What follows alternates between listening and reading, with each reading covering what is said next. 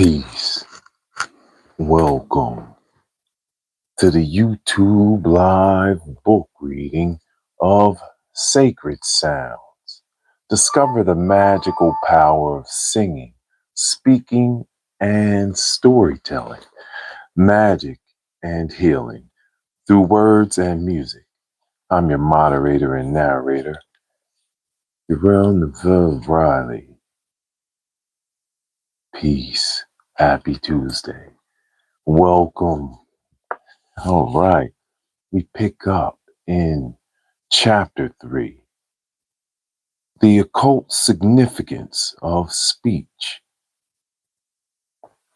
Page 63 for all those in the playlist and reading along. Peace.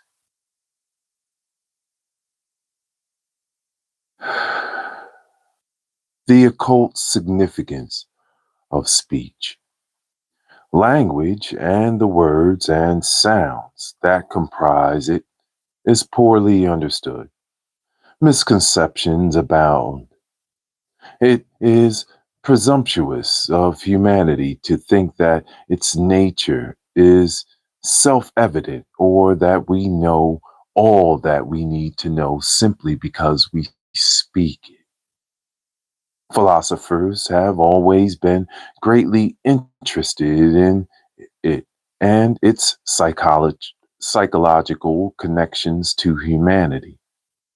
Language and its expression is of central importance to understanding our thought processes. It is critical to realizing our spiritual aspects and how those spiritual aspects interplay with our life on physical levels. Linguistics is the study of language, but there is also what could be termed metaphysical linguistics, how language affects us beyond the physical realms. The study of language and its uses has a long and ancient history. It is generally believed and accepted that most of our modern languages stem from forms of the Sanskrit language. Sanskrit in of itself is dead, but Indian yogis still use Sanskrit words and sounds because of their sonorous effects to enhance their meditations.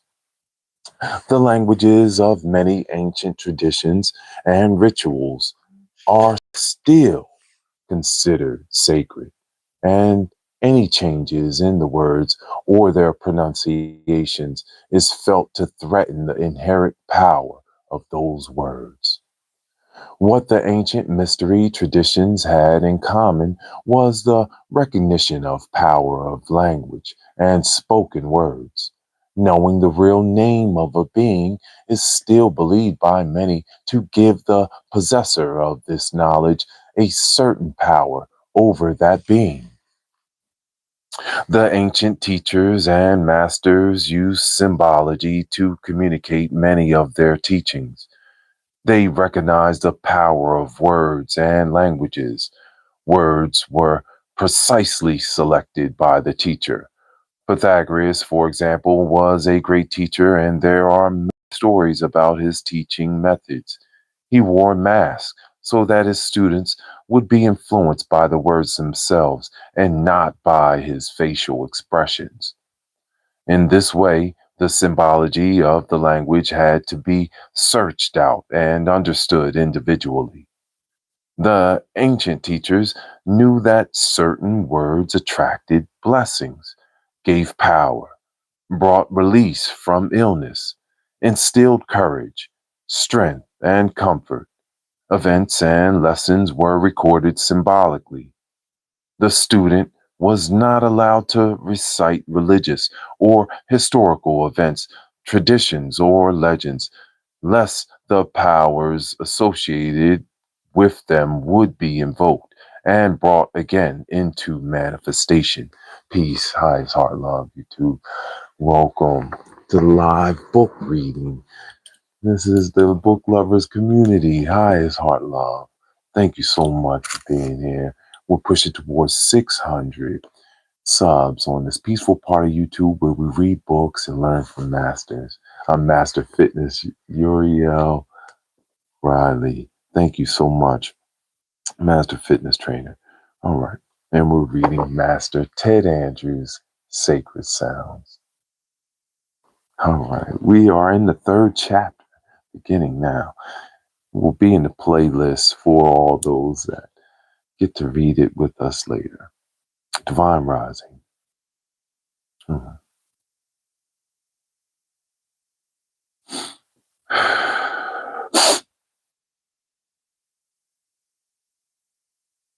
The student was not allowed to recite religious or historical events, traditions, or legends, lest the powers associated with them would be invoked and brought again into manifestation. The oral traditions and legends were recited only at holy times of sacred festivals and initiation. The student had the responsibility of translating them into his or her own symbolic interpretation and working with it. The symbology of the student is what would ultimately be tested by the master to ensure the student had achieved proper depth of meaning and significance. Sacred sounds and words were imparted carefully to the student of the mysteries. The disciples had to first prove their selflessness and love for humanity.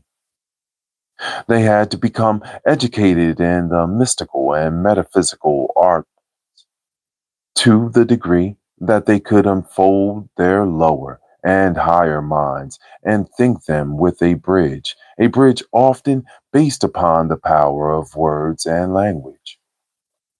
They had to graduate from tests of silence. They had to learn how to speak, what to speak, and most importantly, when to speak, if they wished the higher knowledge of sounds and words. Those who sought to learn the occult significance of language and the power of words had to first unlearn their previous use of words and refrain from ordinary methods of talking.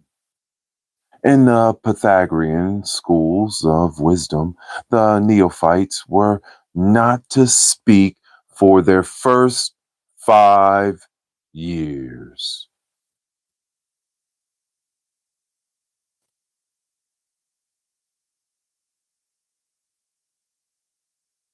I'll put a pin there.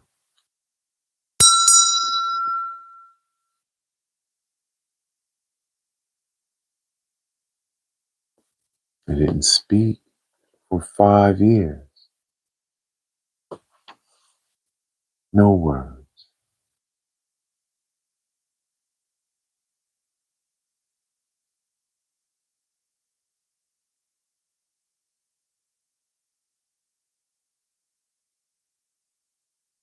This was done to help them learn reticence of speech. They had to develop the ability to maintain silence as not to reveal secrets through words and thought processes. The concepts of strength through silence was living, working reality. And why I have to put a pin right here to show you this is what masters are always going to be mastering, right? So we always give you those examples here on this channel. Look at this masterful writing of this book. Now, what he did was combine all of those words and letters together. See right here? That's what we just read. I'll read it again. Always want the peaceful part of YouTube to come out here while you're here. Sacred sounds, magic and healing through words and music by great Ted Andrews, discover the magical power of singing, speaking, and storytelling. All right, here's that all again. Thank you so much for being here. Peace. All right, so what it says. This was done to help them learn reticence of speech. They had to develop the ability to maintain silence as not to reveal secrets through words or thought processes. The concept of strength through silence was a living, working reality. Just as music is played externally but realized within, so it is with words and language. Peace. Hi, it's Heart Love. Thank you for being here. Peace, peace. Hi, it's Heart Love. Welcome.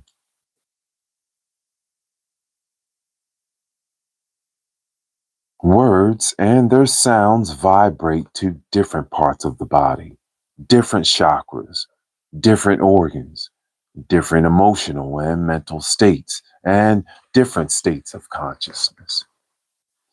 Some have power over the physical, and some can quicken the emotions. To a great degree, the power of words depends upon the depth from which the word arises and how illuminated the individual is that uses it. This is why some individuals' words will penetrate into our hearts as if spoken in tongues of flame, while others may say the same thing 100 times and it still does not penetrate. Our minds are reflectors of words. We can build barriers to many things we do not wish to hear, and even to those things we do. Yes, the word has power, but it is not just what we say. It is also how we feel, how we express it, and the purpose behind the expression. We all have experienced the power of language. We say something humorous and we laugh. We say something sad and we cry. Every day in commercials and advertisements, we experience the power of words and language. Wall Street and advertising industry has created a new form of mass word magic. Language is used to manipulate our energies, emotions, and ideas. They have learned to penetrate any mental deflectors we may put up. We are a society obsessed with the idea that being young and thin is the only path to happiness. Those within the advertising field have learned to utilize words of ordinary speech to create tremendous effects. If they can do this with our ordinary words, imagine what we could do with the ancient mystical words and sounds which carry even greater force and power. Yeah. Language is a magical force and speech is its vehicle. It works intimately with the laws of manifestation. That's right. The ancient magicians knew how to manifest through the powers of speech and silence. They knew how to employ language to open doors between humanity and subtle beings. They knew how to use language to pass through the veil that separates the physical from the other dimensions and realities.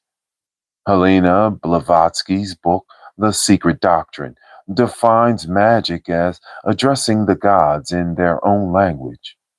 It is this that we all can learn to do. Language and thought occur independently, and yet There is an intimate relationship. Our thoughts operate with very fine form of energy, one that cannot be easily discerned in the physical realm. It sets the matrix of energy that we are wishing to manifest. Through speech, that matrix of energy is intensified and introduced into the physical realms of energy. It is brought out of the abstract, ethereal realm and becomes grounded into the physical, where it will manifest. The subconscious mind controls 90% of our body's activities and functions. It also responds in a literal manner to every thought and word. It takes every thought and word and uses them as clues as working and handling our energies and the expressions within our lives. When we tell ourselves or others that we catch two colds every winter, the subconscious mind immediately begins working on the energies of your body so that as winter approaches, we become more susceptible to catching those two colds. Our words and thoughts can become self fulfilling prophecies. The more we think about something and the more we say something in conjunction with that thought, the stronger and quicker that energy will manifest within our physical lives.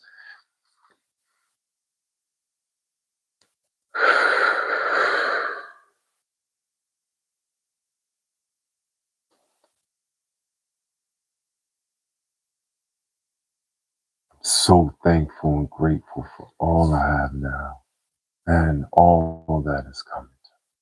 Thank you. So grateful. Thank you.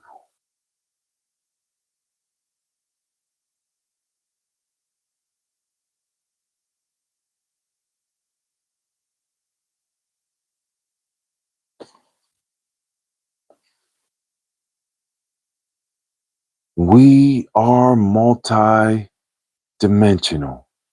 Our words must reflect that.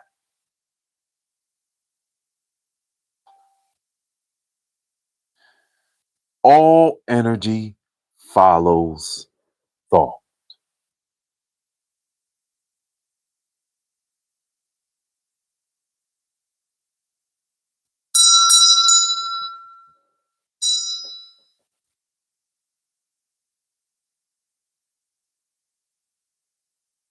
All energy follows thought.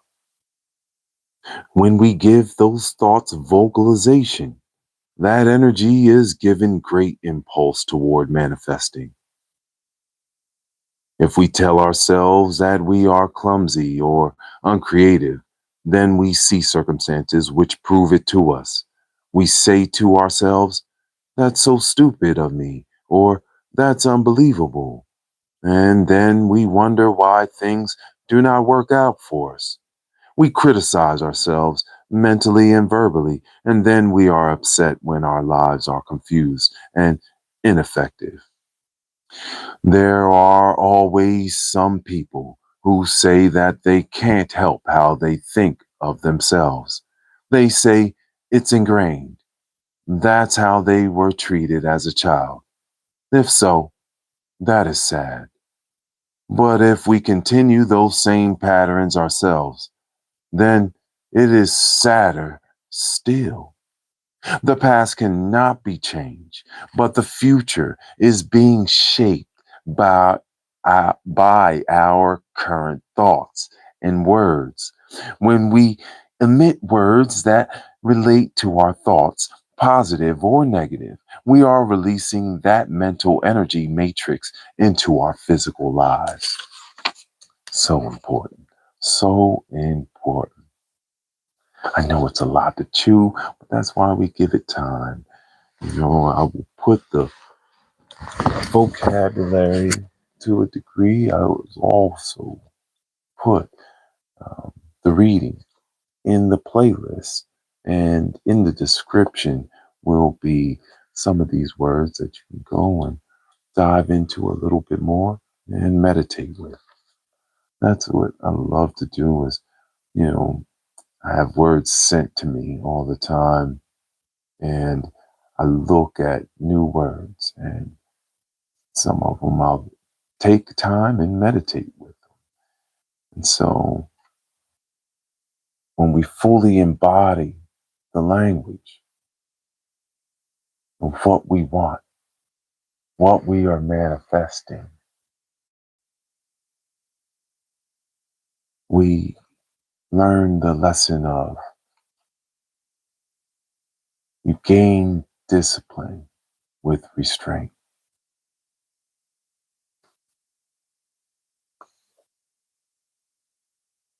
Page 68 of Sacred Sounds. Sacred Sounds. Thank you so much for reading with us by Ted Andrews, The Magic in Healing Through Words and Music. All right, we are in the third chapter. Here we go. Top of page 68. The Power of Voice Consciousness. Thank you so much for being here and reading with us. Oh, so awesome. God love you. Thank you. Good reading. Awesome. Highest heart love. Thank you for being here and reading with us. Ted Andrews left us so many gems.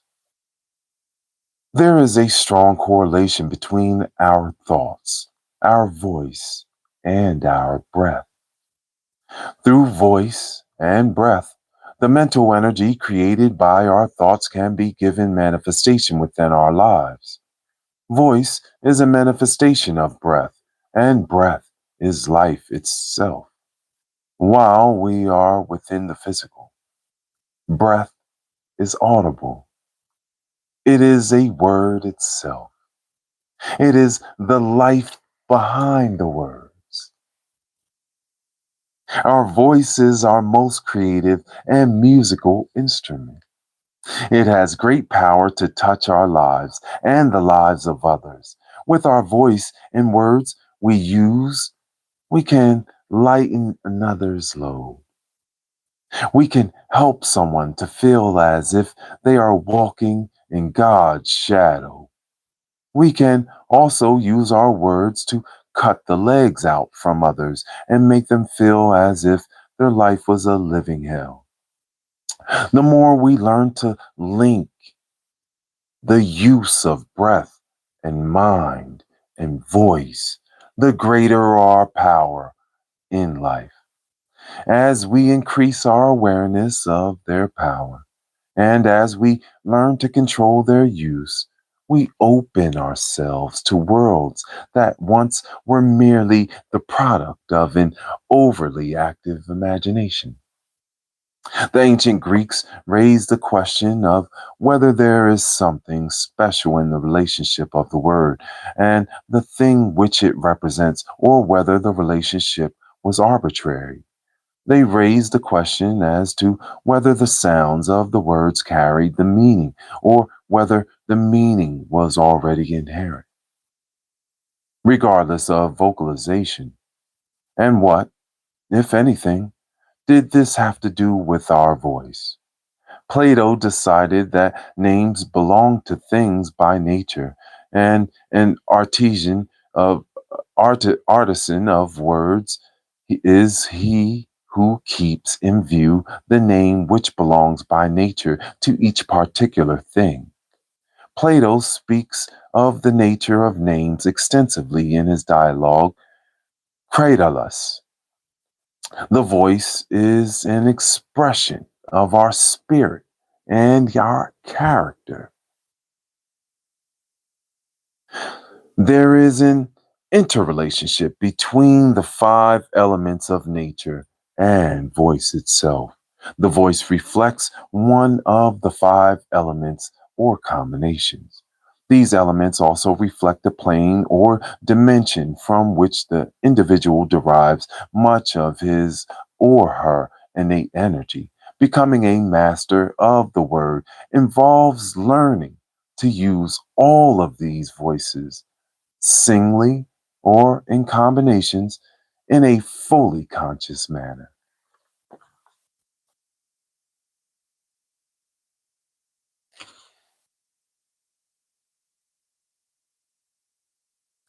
The elements and voice qualities. Page 69 in the middle. Element, voice quality, source of energy. Earth element, voice quality, hopeful, encouraging, tempting. Source of energy, physical, etheric. Water element, voice quality, soothing, healing, intoxicating. Source of energy, astral and physical. Air element, uplifting, calming, detached. Source of energy, mental, and all below. Fire element, voice quality, arousing, exciting, frightening. Source of energy, spiritual and below. Ether element, inspiring, healing, harmonizing. Source of energy, spiritual. These qualities are subjective. No hard and fast definitions can be given to them, just as music has the qualities of pitch, volume, and timbre. So does the human voice. It is the timbre and pitch of the voice that determines its elemental relationship. We change our voice to suit our purposes. If we wish to be soothing, we take on a gentler tone. If we wish to strengthen and encourage, we take a tone of voice that is steady and firm. Learning to work with the power of the word requires we learn to do this shifting of vocalizations consciously and selectively. Yes. The degree of resonance determines which element is most closely aligned with the voice, although it cannot be determined exactly. All voices contain all elements. All metaphysically trained voice has the capacity of adapting itself to the purpose at hand. The voice becomes a tool to create resonance with one of the five elements. Our thoughts and our source of thoughts influence the quality of our vocal sound, the timbre, and the rhythm. If we begin to open ourselves to our own innate higher energies, our voice color will go through changes.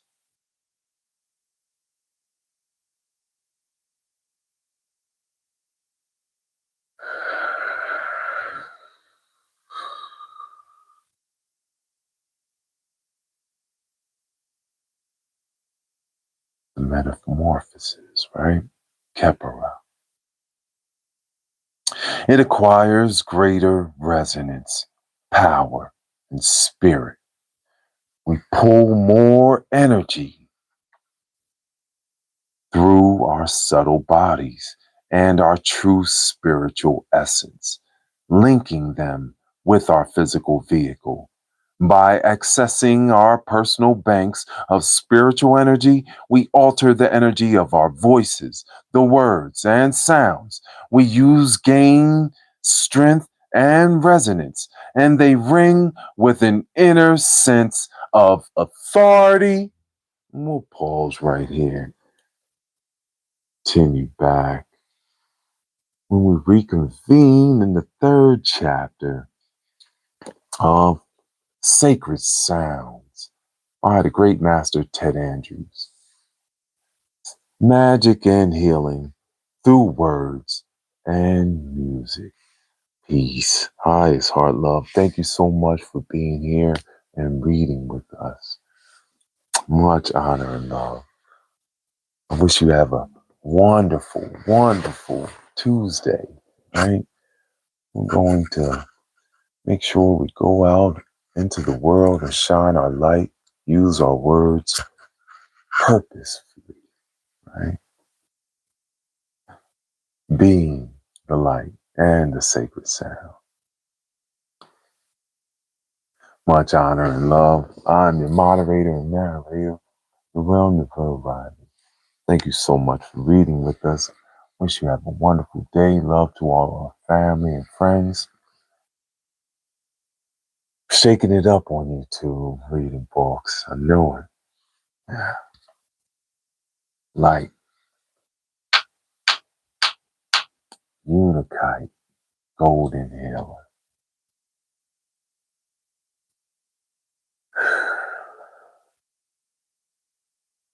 So grateful and thankful. So grateful and thankful. Let's have a glass of love water. All right. Love to our friends and family. All those solar returns. Happy solar return. All those out there. Join this beautiful Tuesday. We love you. All around the world, live from the light here in LA. Thank you. I love you.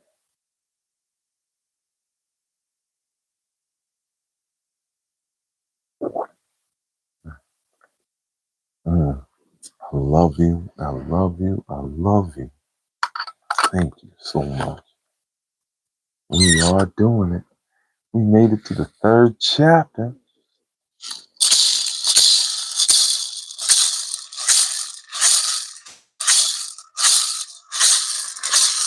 Taking it up on YouTube. Hey ya, hey ya, hey ya, hey ya, hey ya, hey ya, hey ya. Hey ya, hey ya, hey ya, hey ya, hey ya, hey ya, hey ya.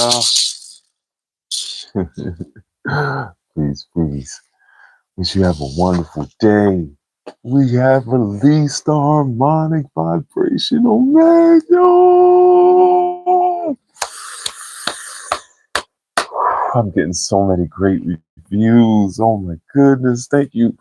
If you have the chance, go check it out. It's live on Amazon. You can pick it up when we dive into very specifics of the vows. Thank you for the likes and subs. We'll push towards 600, where we read books. That's right. And learn from masters. The universe is love. That's right. Thank you so much for saying that. Love the chat. Love it, love it, love it. Yes. I love you. I love you, you. You know it, because I love myself. Right? Have a wonderful day. I'll see you soon.